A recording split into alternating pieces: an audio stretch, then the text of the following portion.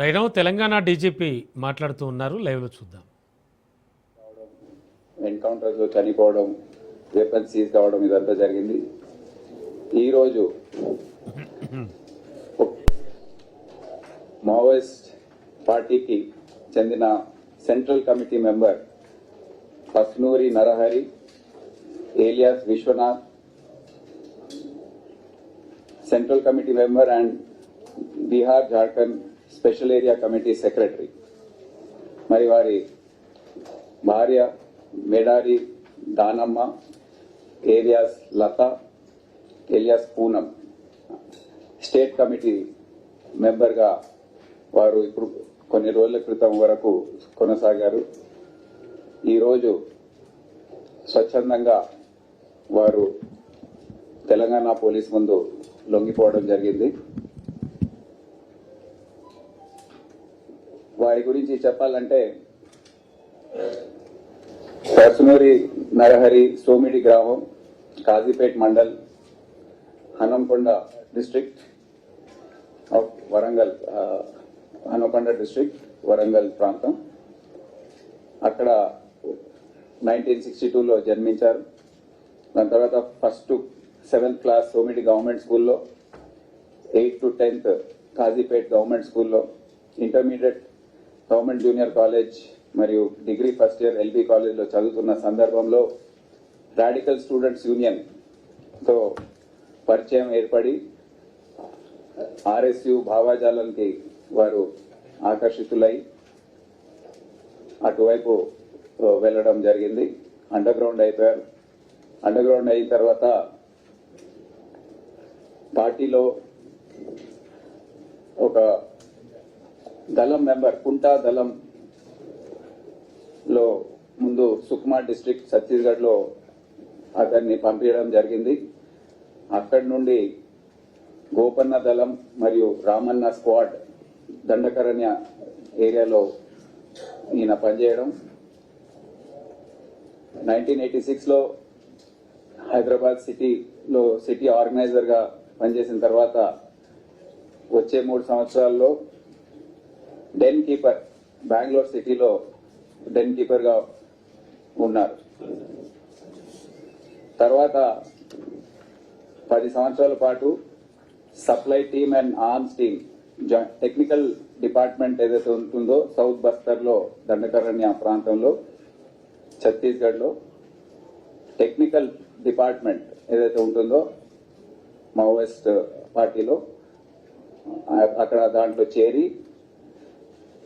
ఈ అన్నిట్లో ఒక చాలా నైపుణ్యం అనేది సాధించాడు.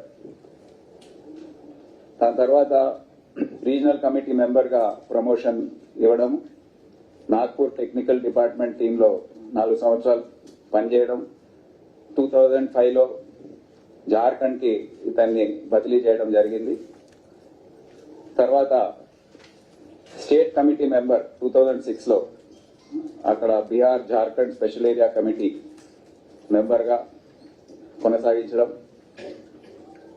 2010లో బీహార్ స్టేట్ కమిటీలో అతన్ని షిఫ్ట్ చేయడం, 2017లో కీలకమైన ఘట్టం సెంట్రల్ కమిటీ మెంబర్ గా అతన్ని నియమించడం జరిగింది ఈస్టర్న్ రీజనల్ బ్యూరోలో.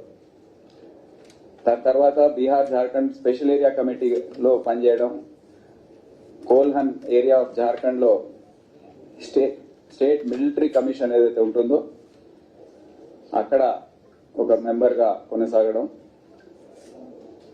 వచ్చే 3 సంవత్సరాలు ఆ ఏరియాలోనే టెక్నికల్ డిపార్ట్మెంట్ కి హెడ్ గా వ్యవహరించడం, సెక్రటరీగా ఉన్న పదోన్నతి సాధించడం అనేది జరిగింది.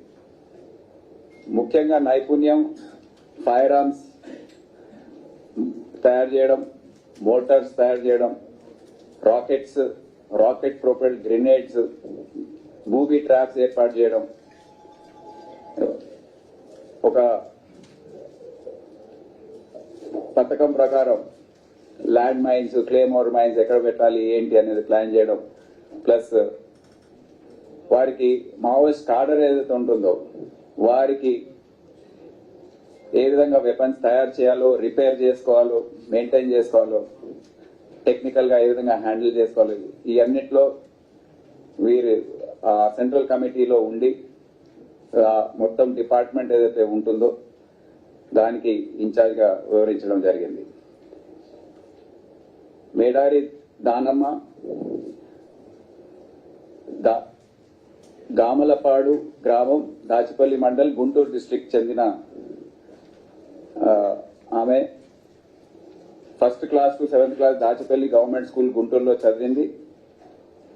తర్వాత పస్నూరి నరహరిని 1986 సంవత్సరంలో కలిసి 88లో వివాహం చేసుకుంది. దాని తర్వాత బెంగళూరులో డెన్ కీపర్ గా ఉన్న సమయంలో ఆయనతో అక్కడే నివసించి తర్వాత ఆయనతోనే ఈ జార్ఖండ్, సౌత్ బస్తర్, తర్వాత జార్ఖండ్ కి బదిలీ కావడం, ఇద్దరు కలిసి కట్టుగా అక్కడ ఉండడం, అక్కడ కూడా ఆమెకు టెక్నికల్ డిపార్ట్మెంట్ లో ఒక సభ్యురాలుగా పెట్టడం, మరి డిస్ట్రిక్ట్ కమిటీ మెంబర్ గా ప్రమోషన్. దాని తర్వాత 2004లో ఆమెని అరెస్ట్ చేయడం జరిగింది నాగ్పూర్లో. నాగ్పూర్ సెంట్రల్ జైల్లో దాదాపు 7 సంవత్సరాల పాటు ఉంది. తర్వాత బెయిల్ పైన బయటకు వచ్చి మళ్ళీ పార్టీలో జాయిన్ అయి యూజీ అయిపోయింది. తర్వాత డిస్ట్రిక్ట్ కమిటీ సెక్రటరీగా బీహార్ జార్ఖండ్ స్పెషల్ ఏరియా కమిటీలో పనిచేసి 2018లో స్టేట్ కమిటీ మెంబర్ గా బీహార్ జార్ఖండ్ స్పెషల్ ఏరియా కమిటీలో ఆమెకు పదోన్నతి ఇవ్వడం జరిగింది. అయితే వచ్చే 8 సంవత్సరాలు ఆమె ఆర్గనైజేషనల్ అండ్ టెక్నికల్ రెస్పాన్సిబిలిటీస్ అన్ని కూడా జార్ఖండ్, బీహార్ ప్రాంతంలో హ్యాండిల్ చేయడం జరిగింది. సో వీరిద్దరు కూడా ఈరోజు రాష్ట్ర ప్రభుత్వం ముందు, తెలంగాణ పోలీస్ ముందు ఇక్కడ ఏ విధంగా అయితే గత